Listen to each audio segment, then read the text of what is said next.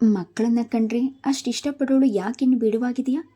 ನಮ್ಮ ಮನೆಯಲ್ಲಿ ಗೌರಿ ಹೊಟ್ಟದ ಮೇಲೆ ಎಷ್ಟೋ ವರ್ಷಗಳು ಮಕ್ಕಳು ಆಡಿದ್ದೇ ಮರೆತು ಹೋದಂತಾಗಿದೆ. ಚಿಕ್ಕ ವಯಸ್ಸಲ್ಲಿ 2 ಮಕ್ಕಳಾಗಲಿ ಬಿಡು. ಯಶೋದಮ್ಮ ವಿದೇಶಕ್ಕೆ ಹಾರದ ಮೇಲೆ ಭಾರತಿಗೆ ನಿಜವಾದ ಸಂಸಾರದ ಜವಾಬ್ದಾರಿ ಅರಿವಾಯಿತು. ಒಬ್ಬನೇ ಮಗನಾಗಿ ಮುಚ್ಚಟೆಯಿಂದ ಬೆಳೆದ ಗೌತಮ್ ಮನೆ ಕೆಲಸದಲ್ಲಿ ಬಹಳ ಸೋಂಬೇರಿ. ಕುಡಿದ ಲೋಟ, ತಿಂದ ತಟ್ಟೆ ಇದ್ದಿದ್ದಲ್ಲೇ ಇರ್ತಿತ್ತು. ಅದಕ್ಕೆ ಇರುವೆ ಮುತ್ತಿದ್ರು ಭಾರತಿ ಗಡಿಬಿಡಿಯಿಂದ ತೊಳೆದಿಡ್ತಿದ್ರು. ಬೀರುವಿನಿಂದ ಒಂದು ಕರವಸ್ತ್ರ ತೆಗೆದುಕೊಳ್ಳಲು ಅವನಿಗೆ ತೋಚ್ತಿರ್ಲಿಲ್ಲ. ಭಾರತಿ, ನನ್ನ ಪೆನ್ನೆಲ್ಲಿ? ಕಾಲ್ಚೀಲ ಇಲ್ಲೇ ಇಟ್ಟಿದೆ, ಕಾಣಿಸ್ತಿಲ್ಲ. ನನ್ನ ಕರ್ಚೀಫ್ ಇಸ್ತ್ರಿ ಆಗಿಲ್ವಾ ಭಾರತಿ?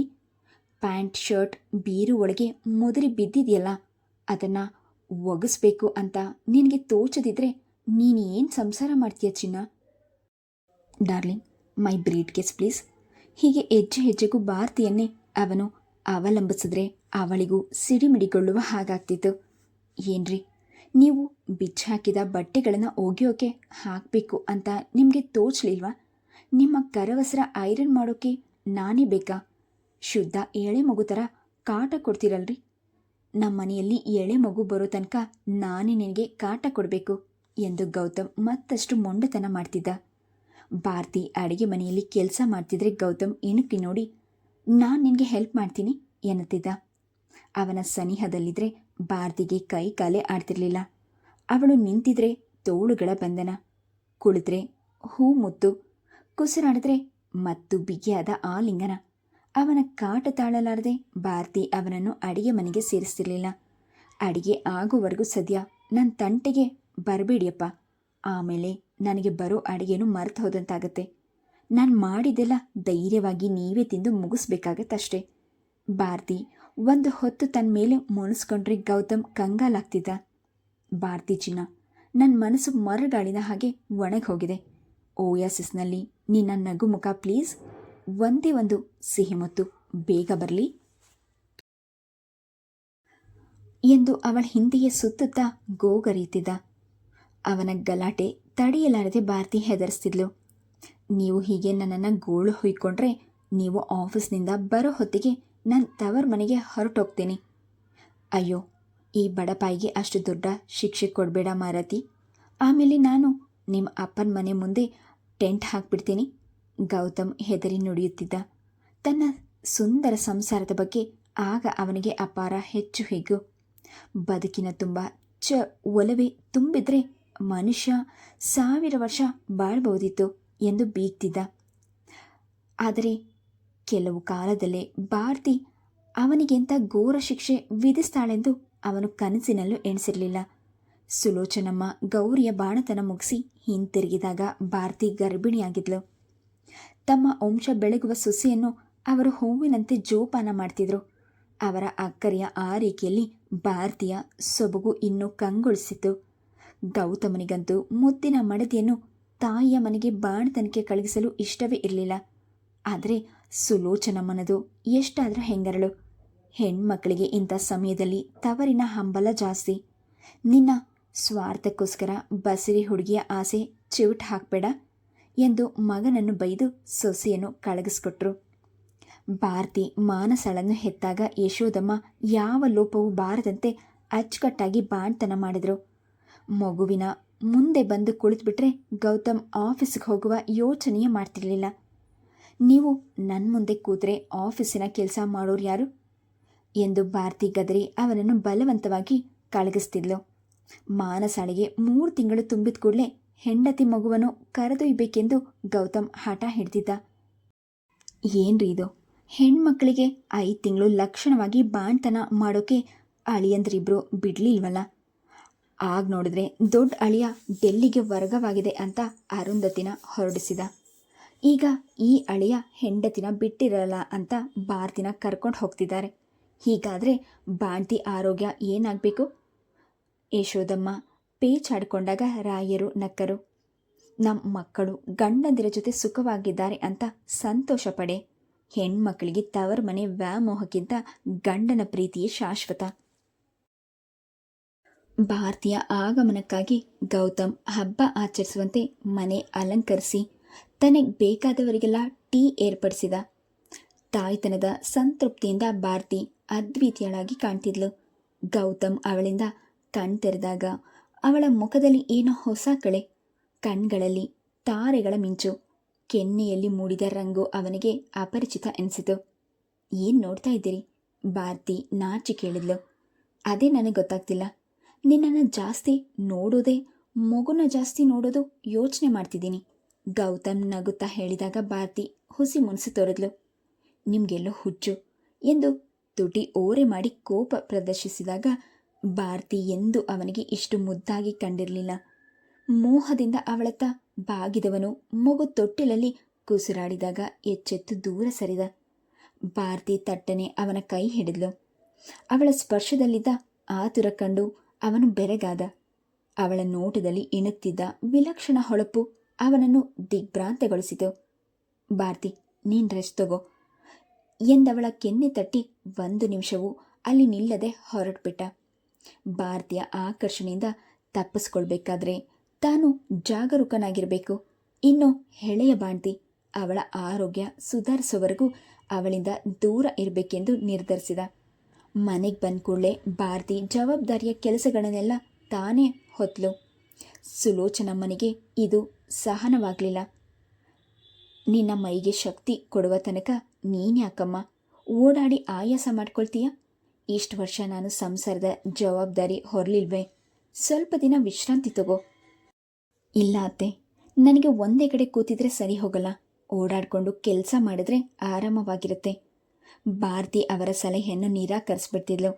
ಬೆಳಿಗ್ಗೆ ಅಷ್ಟು ಓಡಾಡಿದ್ರು ರಾತ್ರಿ ಮಗುವಿನ ತೊಟ್ಟಿಲ್ ತೂಗುತ್ತಾ ಜೋರಾಗಿ ಲಾಲಿ ಹಾಡು ಹಾಡಿ ಮಲಗಿಸುವ ಸೊಸೆಗೆ ಸುಲೋಚನಮ್ಮ ನಯವಾಗಿ ಹೇಳಿದರು. ಭಾರತಿ, ಇಷ್ಟು ಹೊತ್ತು ನಿದ್ದೆಗೆಡ್ತೀಯಮ್ಮ. ಒಂದು ಗಳಿಗೆ ಮಲ್ಕೋ ಹೋಗು. ಮಗುಗೆ ಹಾಲು ಕುಡಿಸಾಗಿದ್ರೆ ನಾನು ಮಲಗಿಸ್ತೀನಿ. ನನ್ನ ಮಗು ಇದು, ನಾನೇ ಮಲಗಿಸ್ತೀನಿ. ನನ್ನ ಮಗು ನನ್ನ ಹತ್ರನೇ ಇರಬೇಕು. ಇದನ್ನು ಯಾರಿಗೂ ಕೊಡಲ್ಲ. ಅವಳ ದನಿಯಲ್ಲಿ ಹಠ, ವಿಚಿತ್ರ ಸೆಡವು ಮನೆ ಮಾಡಿತು. ಆದರೆ ಸುಲೋಚನಮ್ಮ ಅದಕ್ಕೆ ಪ್ರಶಾಪ್ತ ಕೊಡಲಿಲ್ಲ. ಬಾಣ್ತಿ ಎನ್ಮೇಲೆ ಆಯಾಸದಿಂದ ಸಿಟ್ಟು ಮಾಡ್ಕೊಳ್ತಿದ್ದಾಳೆ. ಈ ರೀತಿ ಭಾವನೆಗಳ ಏರಿಳಿತಗಳು ಸಹಜ ಎಂದು ಸುಮ್ಮನಾದ್ರು. ಸುಲೋಚನಮ್ಮನ ಮಗುವಿಗಾಗಿ ತಿಳಿ ಗುಲಾಬಿ ಬಣ್ಣದ ಸ್ವೆಟರ್ ಹೆಣೆಯುತ್ತ ಕುಳಿತಿದ್ರು. ಪುಟ್ಟ ಮಾನಸಳನ್ನು ಅವರು ಕುಳಿತಿದ್ದ ಸೋಫಾದ ಪಕ್ಕದಲ್ಲೇ ತೊಟ್ಟಿಲು ಇರಿಸಿ ಜಾಗರೂಕತೆಯಿಂದ ಅವಳಿಗೆ ಎಚ್ಚರವಾಗದಂತೆ ಆಗಾಗ ಮೆಲ್ಲನೆ ತೂಗ್ತಿದ್ರು. ಗಂಟೆ 12 ಹೊಡೆದಾಗ ಅವರ ದೃಷ್ಟಿ ಗಡಿಯಾರದತ್ತ ಹರಿಯಿತು. ಉಲ್ಲನ್ ದಾರವನ್ನು ಮಾರ್ಕೆಟ್ನಿಂದ ತರ್ತೇನೆಂದು ಬೆಳಗ್ಗೆ 10 ಗಂಟೆಗೆ ಹೋದ ಭಾರತಿ ಇನ್ನೂ ಹಿಂತಿರುಗಲಿಲ್ಲ. ಅವಳು ಮನೆ ಸಾಮಾನುಗಳನ್ನು ತರಲು ಬಿಲ್ ಕಟ್ಟಲು ಹೊರಗೆ ಓಡಾಡೋದೇನು ಅಪರೂಪವಲ್ಲ. ಆದರೆ 10 ಗಂಟೆಗೆ ಹಾಲು ಕುಡಿದು ಮಲಗಿದ ಮಗು ಯಾವ ಹೊತ್ತಿನಲ್ಲಾದರೂ ಹೇಳಬಹುದು. ತಾಯಿ ಸಾನ್ನಿಧ್ಯಕ್ಕೆ ಅರ್ಚಿ ರಚ್ಚಿ ಹಿಡಿದ್ರೆ ತಮಗೆ ಸುಧಾರಿಸೋದು ಕಷ್ಟ. ಭಾರತಿ ಯಾವತ್ತೂ ಇಷ್ಟು ತಡ ಮಾಡಿರಲಿಲ್ಲ. ಎಲ್ಲಿಗೆ ಹೋದರೂ ನನ್ನ ಚಿನ್ಮರಿ ನನ್ನನ್ನು ನೆನೆಸ್ಕೊಂಡು ಅಳ್ತಾ ಇರುತ್ತೆ ಅನ್ನೋದೇ ನನಗೆ ಚಿಂತೆ ಎಂದು ಅರ್ಧ ಗಂಟೆಯಲ್ಲಿ ಧಾವಿಸಿ ಬರುವ ಭಾರತಿಗೆ ಇಂದೇನಾಗಿದೆ? ಮೊನ್ನೆ ತಾನೇ ಮಗುವಿಗೆ 5 ತಿಂಗಳು ತುಂಬಿತ್ತು ಎಂದು ಎದ್ದ ಬಾಣ್ತಿಯನ್ನು ಬಿಸಿಲಲ್ಲಿ ಕಳಗಿಸಬಾರ್ದಿತ್ತು. ತಲೆ ಸುತ್ತಿ ಬಿದ್ರೇನ್ ಗತಿ? ಅವರು ಆತಂಕದಿಂದ ಕಾಯುತ್ತಿದ್ದಂತೆ ಟ್ಯಾಕ್ಸಿಯೊಂದು ಮನೆಯ ಆವರಣ ಪ್ರವೇಶಿಸಿತು. ಭಾರತಿ ಟ್ಯಾಕ್ಸಿಯವನಿಗೆ ಹಣ ನೀಡಿ ಕೈ ತುಂಬ ವಿವಿಧ ಸೈಜಿನ ಪ್ಯಾಕೆಟ್ಗಳನ್ನು ಹಿಡಿದು ಒಳಗೆ ಬಂದಳು. ಬಿಸಿಲಿನ ಜಳದಿಂದ ಅವಳ ಹಣೆಯಲ್ಲಿ ಮುತ್ತಿನ ಸಾಲಿನಂಥ ಬೆವರು ಹನಿಗಳು ಮೂಡಿದವು. ಆದರೆ ಮುಖದಲ್ಲಿ ಆಯಾಸದ ಗೆರೆ ಇರಲಿಲ್ಲ. ಕಣ್ಣಿನ ಪ್ರಕೃತೆ, ನಡಿಗೆಲಿನ ಉತ್ಸಾಹದಲ್ಲಿ ಭಾರತೀಯ ಸೊಬಗು ಅಪ್ರತಿಮವಾಗಿತ್ತು. ತಮ್ಮ ಕಣ್ಣಿನ ದೃಷ್ಟಿಯೇ ಅವಳಿಗೆ ತಗಲುತ್ತದೆ ಎಂದು ಸುಲೋಚನಮ್ಮ ಪ್ರಾಯಸದಿಂದ ಅವಳ ಮುಖದಿಂದ ನೋಟ ಬದಲಾಯಿಸಿದ್ರು. ಯಾಕೆ ಇಷ್ಟೊತ್ತು ಮಾಡಿಬಿಟ್ಟೆ ಭಾರತಿ? ನನಗೆಷ್ಟು ಗಾಬರಿಯಾಗಿತ್ತು ಅಂತ. ಗಾಬರಿಯಾಗೋಕೆ ನಾನೇನು ಎಳೆ ಮಗುನ? ಭಾರತಿ ಕಿಲಕಿಲನೆ ನಗುತ್ತಾ ಕೇಳಿದಾಗ ಸುಲೋಚನಮ್ಮನಿಗೆ ಕೊಂಚ ಮುಖ ಮುದುರಿದಂತಾಯಿತು. ಹಾಗಲ್ವೇ? ಬೆಳಗ್ಗೆ ತಿಂಡಿ ತಿಂದು ಮನೆ ಬಿಟ್ಟವಳು ಹೊಟ್ಟೆಗೇನು ಬೇಡವಾ? ಮಗುನು ಇನ್ನೇನು ಹೇಳುವ ಹೊತ್ತು. ಏನು ಮಾಡಲಿ ಅತ್ತೆ, ಇಷ್ಟೆಲ್ಲ ಪರ್ಚೇಸ್ ಮಾಡೋ ಹೊತ್ತಿಗೆ ಲೇಟ್ ಆಗೋಯ್ತು. ಆದರೆ ಟ್ಯಾಕ್ಸಿ ಮಾಡ್ಕೊಂಡು ಬಂದ್ಬಿಟ್ಟೆ. ಭಾರತಿ ಪ್ಯಾಕೆಟ್ಗಳನ್ನು ಸೋಫಾದ ಮೇಲೆ ಹರಡ್ಕೊಂಡ್ಳು. ಟ್ಯಾಕ್ಸಿಯಲ್ಲಿ ಯಾಕೆ ಬರೋಕ್ಕೋದೆ? ಅವರ ದನಿಯಲ್ಲಿ ಅಸಮಾಧಾನವಿತ್ತು. ಇನ್ನೇನು ಮಾಡಲಿ, ನಮ್ಮ ಮನೆಯಲ್ಲಿ ಏರೋಪ್ಲೇನ್ ಇದ್ದಿದ್ರೆ ಹಾರ್ ಬರ್ತಿದೆ. ಮತ್ತೆ ಕಿಲಕಿಲ ನಗು. ಸುಲೋಚನಮ್ಮ ಅಸಹನೆಯಿಂದ ಒಬ್ಬಗಂಟಾಕಿದ್ರು. ಸಾಕು ನಿನ್ನ ಹುಡುಗಾಟ, ನಡಿ. ನಾನು ನಿನಗಾಗಿ ಊಟ ಮಾಡದೆ ಕಾಯ್ತಾ ಇದ್ದೀನಿ. ನಿನಗೆ ಬಡಿಸಿ ನಾನು ಊಟ ಮಾಡ್ತೀನಿ. ಅಯ್ಯೋ ಇರಿಯತ್ತೆ, ನನಗೋಸ್ಕರ ಈ ಸೀರೆ ತಗೊಂಡಿದ್ದೀನಿ, ಚೆನ್ನಾಗಿದೆಯಾ ನೋಡಿ. ಭಾರತಿ ಸಡಗರದಿಂದ ದೊಡ್ಡ ಜರ್ತಾರಿ ಅಂಚು ಇದ್ದ ಸೀರೆಯನ್ನು ಹೊರತೆಗೆದ್ದು ತನ್ನ ಭುಜದ ಮೇಲೆ ಹಾಕ್ಕೊಂಡ್ಳು. ಇಷ್ಟು ಭಾರಿ ಸೀರೆ ಯಾಕೆ ತಗೊಂಡಿಯೇ? ದುಡ್ಡೆಲ್ಲಿತ್ತು? ಇವರ ಕ್ರೆಡಿಟ್ ಕಾರ್ಡ್ ತಗೊಂಡು ಹೋಗಿದೆ. ನಿಮಗೂ ಸೀರೆ ತಂದಿದ್ದೀನಿ. ಭಾರತಿ ಇನ್ನೊಂದು ಭಾರಿ ಸೀರೆ ತೆರೆದಾಗ ಸುಲೋಚನಮ್ಮ ತಬ್ಬಿಬಾದ್ರು. ನಿನಗ್ಯಾಕೆ ಈ ಸೀರೆ? ಈಗೇನು ಹಬ್ಬನಾ? ಮನಸ್ಸಿಗೆ ಸಂತೋಷವಾಗಿರುವ ದಿನವೇ ನನಗೆ ಹಬ್ಬ. ನನಗಿವತ್ತು ತುಂಬ ಖುಷಿಯಾಗಿದೆ ಅತ್ತೆ. ನನ್ನ ಹತ್ರ ಇನ್ನೂ ದುಡ್ಡಿದ್ದಿದ್ರೆ ಇಡೀ ಅಂಗಡಿನೇ ಹೊತ್ಕೊಂಡು ಬಂದ್ಬಿಡ್ತಿದ್ದೆ. ಅಷ್ಟರಲ್ಲಿ ತೊಟ್ಟಿಲಲ್ಲಿದ್ದ ಮಗು ಕೈ ಕಾಲು ಬಡಿಯುತ್ತಾ ಕುಸ ಕುಸ ಎಂದು ಅತ್ತಾಗ ಭಾರತಿಯ ಗಮನ ಅತ್ತ ಹರಿಯಿತು. ಅಯ್ಯೋ, ನನ್ನ ಮುದ್ದು ರಾಜ್ಕುಮಾರಿ ಎದ್ಬಿಟ್ಲು. ಬಾರು ಚಿನ್ನ, ಅಮ್ಮ ನಿನಗೋಸ್ಕರ ಓಡ್ ಬಂದಿದ್ದಾಳೆ ನೋಡಿದ್ಯಾ ಎಂದು ಅದನ್ನು ಎತ್ತಿ ಮುದ್ದಾಡಿದ್ಲು. ಅದನ್ನು ಕಂಡು ಸುಲೋಚನಮ್ಮ ತಾತ್ಕಾಲಿಕವಾಗಿ ತಮ್ಮ ಕೋಪ ಮರೆತು ಹುಚ್ಚುಡುಗಿ, ಒಂದು ಮಗುವಿನ ತಾಯಿಯಾದರೂ ಎಳೆ ಮಗುವಿನ ಹಾಗಾಡ್ತಾಳೆ ಎಂದು ನಗುತ್ತಾ ಒಳಗೆ ನಡೆದ್ರು. ಭಾರತಿ ಸಂಜೆ ತಾನು ಹೊಸದಾಗಿ ತಂದ ಸೀರೆ ಉಟ್ಟು ತಲೆ ತುಂಬ ಮಲ್ಲಿಗೆ ಹೂ ಮುಡಿದು ಅಲಂಕರಿಸಿಕೊಂಡು ಗೌತಮನಿಗಾಗಿ ಕಾಯ್ತಿದ್ಲು. ಅಂದೇ ಅವನು ಆಫೀಸ್ನಲ್ಲಿ ತುರ್ತಾದ ಮೀಟಿಂಗ್ ಇದ್ದಿದ್ದರಿಂದ ಗೌತಮ್ ರಾತ್ರಿ 8:30 ಆದರೂ ಮನೆಗೆ ಬಂದಿರಲಿಲ್ಲ. ಭಾರತಿ, ಅವನು ಬರೋದು ಲೇಟ್ ಆಗತ್ತೆ ಅಂತ ಫೋನ್ ಮಾಡಿ ತಿಳಿಸಿದಾನಲ್ಲಮ್ಮ. ಎಷ್ಟೊತ್ತು ಕಾಯ್ತಾ ಕೂತ್ಕೊಂತೀಯ? ಒಂದು ತುತ್ತು ಊಟ ಮಾಡು ಬಾ. ಸುಲೋಚನಮ್ಮನ ಮಾತುಗಳನ್ನು ಅವಳು ಲೆಕ್ಕಿಸಲಿಲ್ಲ. ಕೊನೆಗೂ ಗೌತಮನ ಕಾರಿನ ಹಾರನ್ ಕೇಳಿದಾಗ ರಾತ್ರಿ 10 ಗಂಟೆ ಆಗಿತ್ತು. ಸುಲೋಚನಮ್ಮನವರು ನಿರ್ವೀಗಣವಾಗಿ ಸೊಸೆಯ ಮುಂದೆ ಕುಳಿತಿದ್ರು. ಗೌತಮ್ ಒಳಗೆ ಬರುತ್ತಲೇ ಭಾರತಿ ಎದ್ದು ಅವನತ್ತ ಧಾವಿಸಿದ್ಲು.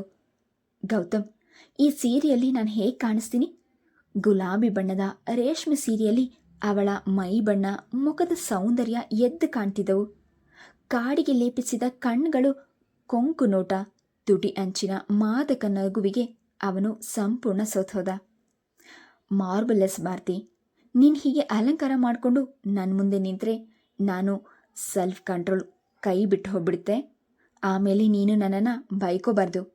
ಊಟ ಮಾಡಿದೆಯೇನಪ್ಪ ಎಂದು ತಮ್ಮ ನಡುವೆ ಪ್ರವೇಶಿಸಿದ ತಾಯಿಯನ್ನು ಕಂಡೊಡನೆ ಗಂಭೀರನಾದ. ಇಲ್ಲಮ್ಮ, ಅಲ್ಲೇ ಊಟ ಆಗಿದೆ. ನನಗೊಂದು ಲೋಟ ಹಾಲು ಕೊಟ್ಬಿಡಿ ಸಾಕು. ನೀವು ಬಟ್ಟೆ ಬದಲಾಯಿಸ್ತಾ ಇರಿ, ನಾನೇ ಹಾಲು ಬಿಸಿ ಮಾಡಿ ರೂಮಿಗೆ ತಂದ್ಕೊಡ್ತೀನಿ. ಭಾರತಿ ಬೆಳಗಿನಿಂದ ಸೆರಗ್ ಬೀಸುತ್ತಾ ಅಡಿಗೆ ಮನೆಯತ್ತ ನಡೆದ್ಲು.